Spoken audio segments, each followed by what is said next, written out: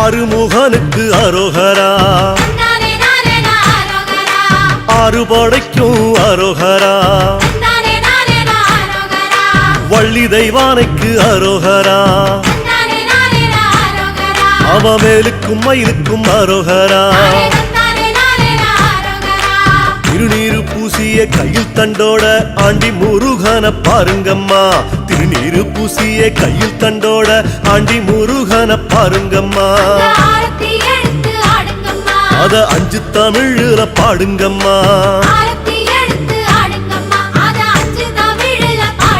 சொல்லு ஆறுமுகனுக்கு அரோகரா,